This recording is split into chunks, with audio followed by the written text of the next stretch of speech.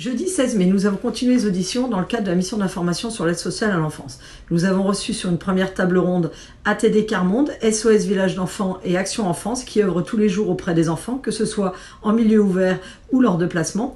Avec eux, nous avons évoqué la place de l'enfant lors de l'accompagnement par la protection de l'enfance, le lien avec leur famille et surtout la nécessité de conserver le lien avec les fratries.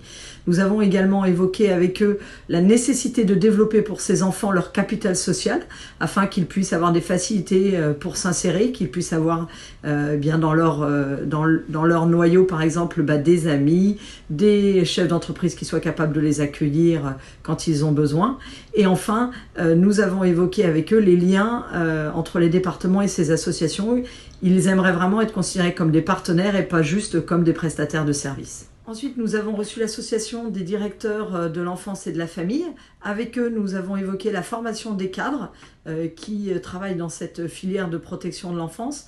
Nous avons également évoqué la nécessité de mettre en commun les moyens entre la protection judiciaire de la jeunesse et l'aide sociale à l'enfance pour homologuer les structures et faire les contrôles. Et puis enfin, nous avons évoqué les difficultés en cas d'interrogation sur les fermetures, que seul soit pris en compte le bien de l'enfant et leur accompagnement, et pas, on ne ferme pas une structure parce qu'il y a des poussées politiques ou pour des raisons économiques, notamment de chômage. Il faut vraiment à tout instant être sur le bien-être des enfants. Sur une troisième table ronde, nous avons reçu le Secours catholique, les apprentis d'Auteuil et les représentants du conseil départemental de la Seine-Saint-Denis.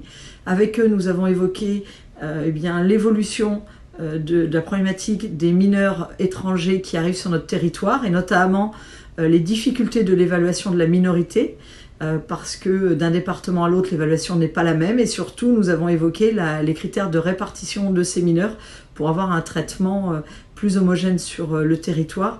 Et puis avec eux, nous avons évoqué la nécessité d'avoir des liens plus forts entre tous les services, que ce soit les services du département, mais également les services de l'État, pour apporter aux enfants les soutiens au point de vue santé, éducation nationale, les liens avec la justice, pour qu'on ait vraiment tout le monde qui travaille ensemble autour du bien-être de ces enfants. Enfin, nous avons rencontré plusieurs syndicats de magistrats qui nous ont évoqué leurs difficultés de travail, notamment le nombre de dossiers importants qu'ils ont à gérer.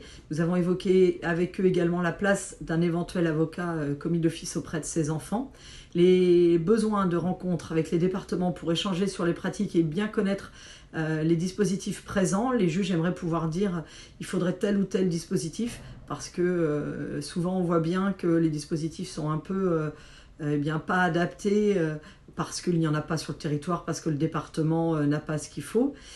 Et donc voilà, avoir besoin d'une plus grande proximité entre la justice et les départements pour vraiment mettre l'enfant au cœur du système.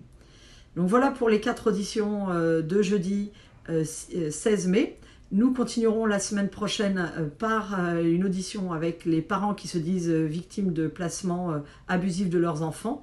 Et bien entendu, nous vous tiendrons comme d'habitude informés. Merci.